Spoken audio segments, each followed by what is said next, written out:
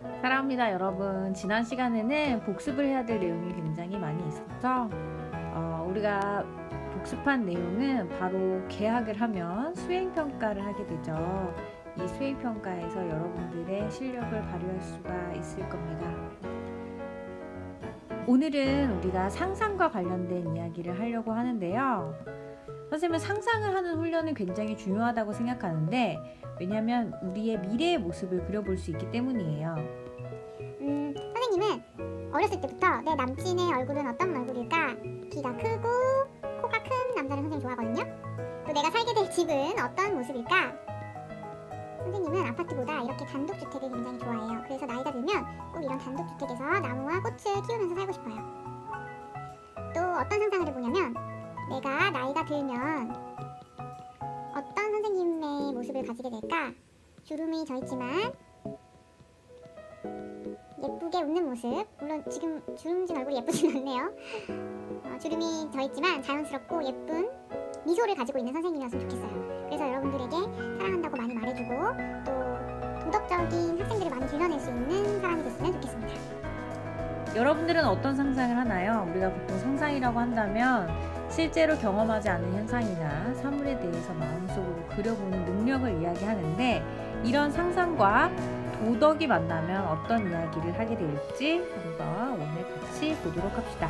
교과서의 34페이지에서 37쪽에 있는 내용이고요. 지난 시간에 우리가 이 도덕적 상상력을 뛰어넘어서 비판적인 사고, 도덕적 추론과 관련된 내용을 했었거든요. 그래서 뛰어넘었었던 그 부분을 같이 보도록 합시다. 와우. 자, 지난 시간에 배운 내용을 다시 볼까요? 비판적 사고와 관련된 내용입니다. 자, 비판적 사고란 무엇인가? 그렇죠. 도덕 추론 과정이 바르게 이루어졌는지를 검사해보는 것입니다. 그래서 왜 우리가 비판적인 사고를 해야 되느냐? 도덕적인 문제 상황을 제대로 판단하고 적절하게 대응할 수 있기 때문이다. 자, 그럼 비판적인 사고를 통해서 우리가 도덕적 추론 과정을 살펴보기로 했잖아요. 그래서 도덕 원리에 대해서 살펴보면 도덕 원리 검사, 그리고 비판적인 사고를 가지고 사실 판단을 다시 한번 살펴보게 되면 사실 검사라고 했습니다. 그럼 이렇게 우리가 두 가지 근거를 통해서 새로운 결론에 이르게 되는 이러한 추론 과정에 있어서 제대로 된 근거를 가지고서 결론에 이르게 됐는지를 한번 다시 판단해 보기로 했었죠. 이것이 바로 도덕원리 검사와 사실 검사입니다. 자, 그럼 비판적인 사고를 가지고 사실 검사와 도덕원리 검사에 대해서 알아보자. 자, 사실 검사란 무엇입니까? 그렇죠. 도덕 판단의 근거로 제시했던 사실 판단이 올바른 것인지를 확인하는 과정입니다. 자, 이때 유의해야 될 점이 있었죠? 그렇죠. 전문가의 견해나 객관적인 증거 등을 바탕으로 해야 한다라고 했고요. 그다음, 자, 도덕원리 검사는 크게 4가지가 있다고 했습니다. 첫 번째, 보편화 결과 검사. 두 번째, 역할 교환 검사. 세 번째, 반증 사례 검사. 네 번째, 포섭 검사와 관련된 것입니다. 다 기억하고 있죠? 자, 보편화 결과 검사는 어때요? 언제나 어디서나 누구나 나타날 수 있는 결과를 예상하여 검토하는 방법이고, 역할 교환 검사는 그렇죠. 자신에게 적용했을 때, 그래서 너도 그런 상황이 된다면 이해할 수 있니? 그렇게 할 수 있니? 라고 물어보는 것이죠. 반증 사례 검사는 상대의 도덕 원리 문제를 지적하기 위해서 새로운 사례를 들어서 반박하는 것입니다. 그 다음 4번째 포섭 검사는 뭐예요? 그렇죠. 상위의 도덕 원리에 비추어서 현재 사용한 도덕 원리를 어떻게 해요? 끌어안아서 올려주는 것을 우리가 포섭 검사라고 했었죠. 와우. 자, 마음 열기 함께 봅시다. 이름 없는 영웅. 자, 우리가 길을 가고 있는 상황에 4가지 문제 상황을 맞닥뜨리게 됩니다. 그 문제 상황마다 여러분들은 어떤 선택, 어떤 행동을 하게 될지를 한번 상상해 보세요. 자, 길을 가고 있는데 내 머리 위로 물이 쏟아집니다. 웬열? 갑자기 물이 쏟아지면 여러분들은 어떤 심정일까요? 어떤 마음일까요? 어떤 말을 하게 될까요? 여러분들은 어떤 행동을 선택하게 될까요? 혼자서 무거운 손수레를 밀고 가시는 할머님을 보았습니다. 여러분들은 어떤 행동을 선택하게 될까요? 보고 어떡하지? 주저주저 하다가 그냥 지나간다? 아니면 할머님을 도와드린다. 세 번째입니다. 너무 배가 고파. 오늘은 왜 이렇게 물도 떨어지고 그 다음에 막 힘들게 걸어가시는 할머니들도 뵙고 너무 힘든 하루였어. 그래서 밥을 먹으려고 하고 있는데 맛있겠다 했는데 굶주린 길냥이가 나를 바라보고 있습니다. 자, 여러분들은 어떻게 행동할까요? 잠깐 바람 좀 쐬며 걸어가는데 구걸을 하는 노숙자를 보게 됩니다. 오늘은 정말 힘든 하루예요. 그쵸? 자, 어떤 선택을 하게 될까요?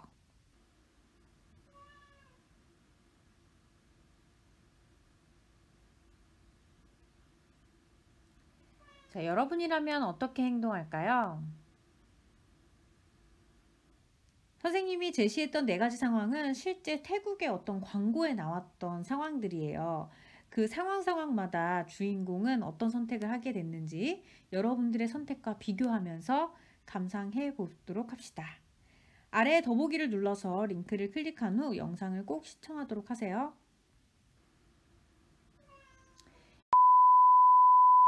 물이 막 갑자기 어디선가 떨어져요. 그때 절대 짜증을 내지 않고 저렇게 화분을 물 밑에 갖다 놓을 수 있을까? 그래서 나중에 화분이 어떻게 되죠? 막 많이 자랐죠. 그쵸? 잎이 돋아나고. 여러분들은 물이 떨어지고 있는 상황, 이것이 다른 사람에게 피해가 될 것을 생각하고 또 이렇게 말라가는 화분까지 살릴 수 있는 그런 상상을 할 수 있었을까요? 그 다음 2번째, 손수레를 끌고 가시는 할머니를 보고 주인공은 어때요? 우리가 보도블럭이라고 하죠. 그 보도블럭 위로 리어카가 올라가질 않으니까 할머니가 굉장히 낑낑대고 계셨는데 그걸 보고 나서 바로 뛰어가서 도와드렸죠. 그것도 아주 꾸준히 도와드렸어요. 그쵸? 리어카를 올리는 걸 도와드렸다. 매번이요, 매번. 그 다음 3번째. 밥을 먹고 있는데 선생님은 길냥이를 제시를 했지만 이제 강아지가 달라고 막 하고 있었잖아요. 그때 여러분들 어떻게 할 것 같아요? 사실 우리가 강아지들에게 간이 있는 음식을 주면 안 되기 때문에 우리는 그걸 바로 주진 않았겠죠. 하지만 뭐 사료를 사다 준다든지 아니면 간식을 사다 준다든지 요즘 편의점에서도 충분히 이렇게 할 수가 있으니까 사료나 간식을 사다 준다. 이런 선택할 수 있었을 것 같아요. 그 다음 마지막 2 모녀가 있었는데 먹을 것도 없고 그 다음에 학교 갈 돈도 없다고 해서 이제 구걸을 하고 있는데 이 친구 어떻게 했나요? 그렇죠.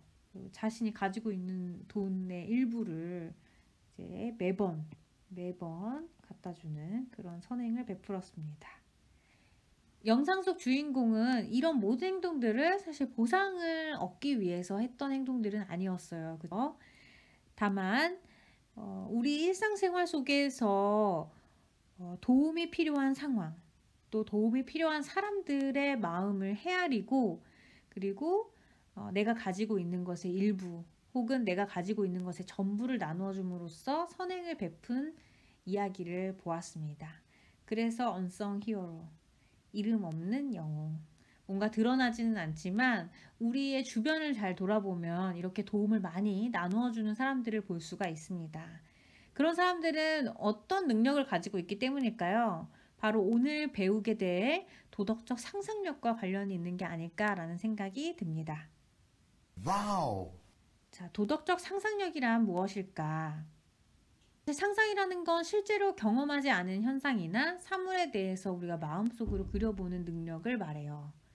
그러면 이런 능력을 도덕과 연관시켜 보면 어떨까요? 그렇죠. 어떤 도덕적인 문제 상황 속에서 자신이 경험하지 못한 일도 구체적으로 이해하고 공감하면서 도덕적으로 바람직한 상태를 그려보는 것을 우리가 도덕적 상상력이라고 할 수가 있습니다. 그래서 우리 교과서에 나온 것처럼 도덕적 상상력이라는 것은 도덕적 문제 상황에 민감하게 반응하고 상대의 입장에 공감하며 다른 사람에게 도움이 되는 여러 행동들을 상상하여서 그 결과를 예측하는 능력을 말합니다. 여기서 중요한 건 세 가지입니다. 자, 도덕적인 문제 상황에 민감하게 반응하고 공감하면서 결과를 예측한다. 이것이 바로 도덕적인 상상력을 구성하고 있는 요소들이에요. 자, 도덕적인 상상력을 발휘하려면 어떤 문제 상황이 있는지를 민감하게 반응하고 그리고 다른 사람의 입장과 마음을, 감정을 헤아릴 줄 알고 그 다음 결과를 예측하는 능력을 가지고 있어야 됩니다. 자, 앞서 설명했듯이 도덕적인 상상력의 요소는 세 가지요. 도덕적 민감성. 그래서 문제 상황에서 민감하게 반응해서 이것이 문제가 있다라는 것 자체를 인식할 수 있어야 됩니다. 그래서 앞서서 우리가 그 영상 속 주인공을 보면 알 수 있듯이 물이 떨어지고 있는 상황, 이것이 문제가 된다. 왜? 다른 사람들이 피해를 볼 수 있으니까. 그래서 그 물이 떨어지는 상황에 화분을 놓음으로써 다른 사람들이 주의를 하고 둘러갈 수 있게 도와주었죠. 이와 같이 어떤 문제가 있다라는 사실을 민감하게 인식할 수 있는 것이 도덕적 상상력 요소 첫 번째입니다. 그 다음 두 번째입니다. 공감입니다. 공감은 우리가 쉽게 말해서 5글자로 표현할 수가 있습니다. 어떻게 표현하면 좋을까요? 따라해 보시죠. 아, 그렇구나. 같이 따라해 봅시다. 아, 그렇구나. 그래서 공감은 다른 사람의 감정을 함께 느끼고 이해하는 것이에요. 그래서 우리가 손수레를 끌고 가시는 할머니를 보고 주인공 어땠어요? 정말 힘드시겠다. 내가 도와드려야지.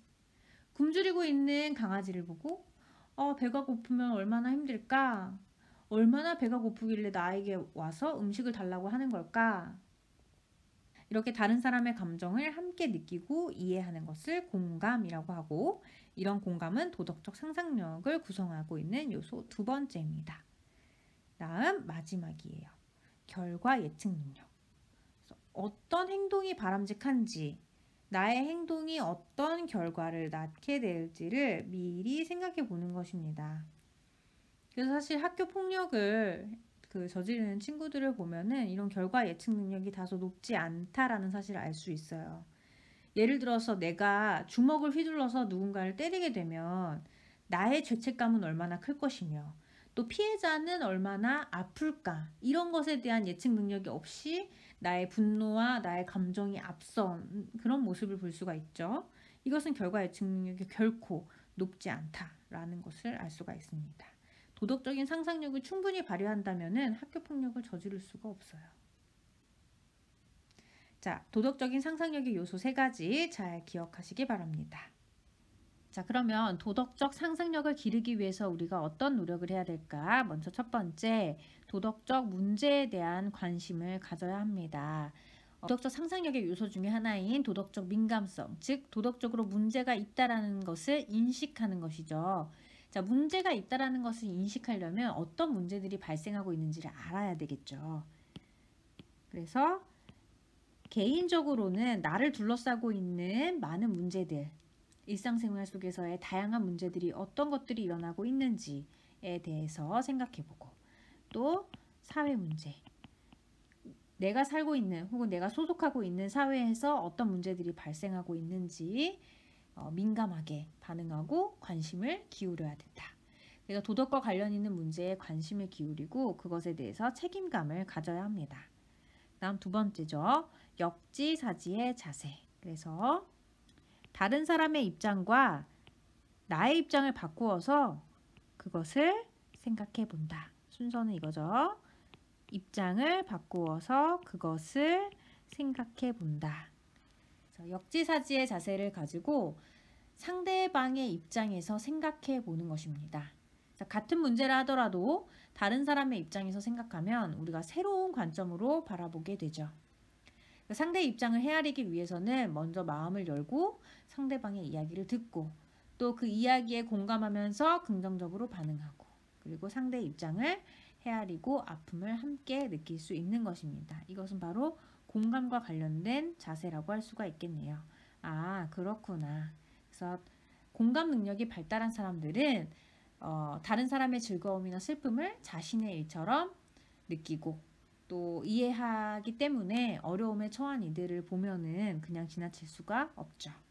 그 다음 세 번째입니다. 다양한 측면에서 검토를 해봐야 됩니다. 도덕적인 문제에 있어서는 우리가 정답이라는 것을 사실 찾아보기가 어렵습니다. 그래서 우리가 찬성과 반대의 입장, 또 중립의 입장, 이런 다양한 그런 입장들을 충분히 검토하고 여러 가지 차원에서 해결책을 찾아보아야 합니다. Wow. 여러분들의 도덕적 상상력을 발휘해서 도움이 필요한 사람들에게 어떤 방법으로 도움을 줄 수 있을지를 같이 생각해 봐요.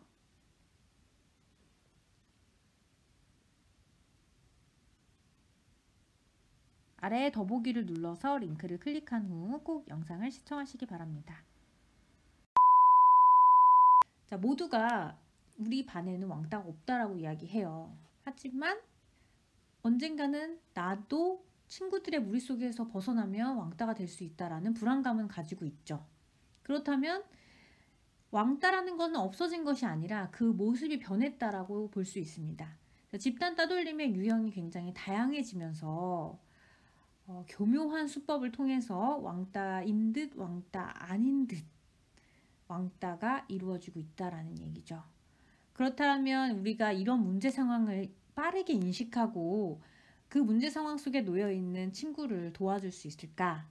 한번 우리가 그 친구에게 도움을 줄 수 있는 방법을 찾아보려고 해요. 먼저 예시를 통해서 연습을 해본 다음에 우리가 직접 찾아보도록 할까요? 길 안내가 필요한 외국인 노동자가 있습니다. 역지사지로 생각해 봅시다. 내가 만약 외국인 노동자라면 길을 잃었을 때 혹은 길 안내가 필요할 때 어떤 심정일까? 답답하겠죠. 이런 답답한 심정을 누군가를 붙잡고 물어보고 싶은데 언어 소통이 전혀 안 돼. 영어로도 물어볼 수 없고 한국말도 몰라요. 그렇다면 우리가 그런 외국인 노동자를 봤을 때 어떻게 도와줄까? 그렇다라고 한다면 우리가 그런 외국인 노동자를 봤을 때 어떻게 도와줄 수 있을까? 저 같으면 이렇게 볼 것 같아요. 마음이 급하니까 바디랭귀지를 사용하겠죠. 안 되면 번역기라도. 이것도 안 돼. 그러면 저는 가까운 곳에 관광 안내소 같은 데 보면은 다양한 언어로 번역이 되어 있는 뭐 책자도 있고 또 거기 안내원도 계시기 때문에 도움을 요청해 보려고 해볼 것 같아요. 이런 실천 방법들을 찾아볼 수가 있겠죠? 그러면 우리가 실제 집단 괴롭힘을 당하는 같은 반 친구의 사례를 지금 영상에서 본 것 같이 다양하게 나눠서 한번 보도록 할게요. 페메나 에스크나 카톡 등을 통해서 괴롭힘이나 놀림을 받는 친구들이 많이 있다고 했습니다. 그 다음에 급식을 함께 먹을 친구가 없어서 외롭게 혼자 먹는 친구를 어떻게 도와줄 수 있을지, 같이 놀던 무리와 사이가 멀어져서 소외받는 친구를 어떻게 도와줄 수 있을지. 근데 주위를 잘 둘러보면 이런 친구들이 굉장히 많은데 이런 친구들에게 도움을 어떻게 줄 수 있을지를 우리가 생각을 많이 안 해봤던 것 같아요. 그쵸? 특히 첫 번째 사례 같은 경우는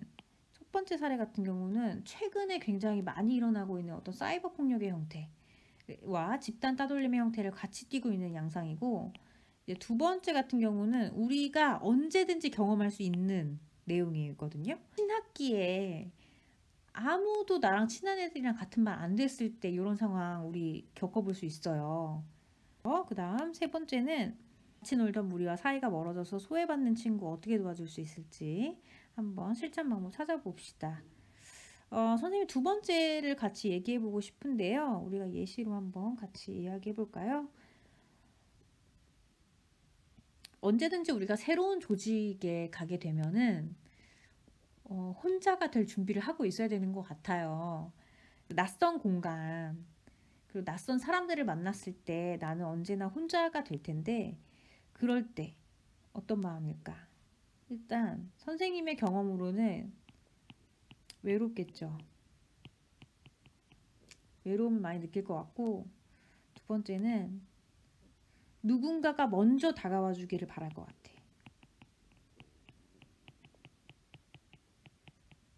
먼저 나에게 손을 내밀어 주기를 바랄 것 같아요. 그렇다면 우리가 이런 걸 생각했을 때 어떤 실천을 할 수 있을까요? 가장 좋은 방법은 그거죠. 내가 먼저 다가가는 거지. 할 수 있는 말 하나죠. 같이 먹자. 요거 하나만 해주면 진짜 막 시무룩했던 그 표정이 이렇게 밝아지는 거 있잖아요. 이런 거 경험해 볼 수 있을 것 같아요. 내가 먼저 다가가서 같이 먹자라고 얘기하는 건 진짜 어려운 일이 아니거든요. 그래서 여러분들 급식실 가면은 주위에 친구들을 잘 둘러보고 혼자 먹는 친구들 있으면 같이 먹으면 좋을 것 같아요. 물론 지금과 같은 상황에서는 우리가 칸막이를 다 해놓고 서로 말을 할 수 없는 상황이지만요. 꼭 나중에 여러분들이 먼저 손을 내미는 친구가 되었으면 좋겠습니다. 와우. 생활 속에서 실천하는 생생한 도덕 OX 퀴즈입니다. 이제 맨 마지막 차례가 되었네요. 도덕적인 사람은 도덕적 문제 상황에 민감하게 반응합니다. 어떻습니까? 맞으면 O, 틀리면 X. 그렇죠. O죠, O. 도덕적인 사람은 도덕적 문제 상황에 민감하게 반응합니다. 다음, 결과를 예측해보는 것은 도덕적 상상력과 관련 없는 행동이다. 이런 X죠, X. 도덕적 상상력과 관련이 너무너무 있지요. 도덕적 상상력의 구성 요소입니다. 다음 세 번째, 도덕적 상상력을 함양하기 위해서 우리는 평소에 도덕과 관련 있는 문제에 관심을 기울여야 한다. 맞으면 O, 틀리면 X. 그렇죠, 옵니다. 우리는 평소에 도덕과 관련이 있는 문제에 관심을 기울이고 도덕적 문제에 민감하게 반응할 수 있어야 합니다.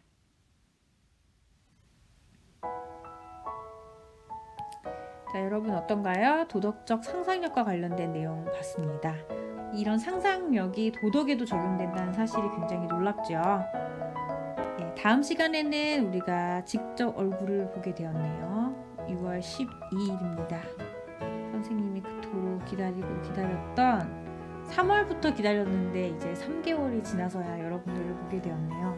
여러분들 교복 입고 예쁜 모습으로 우리 학교에서 만나면 좋겠습니다. 사랑합니다, 여러분. 오늘도 수고 많았어요.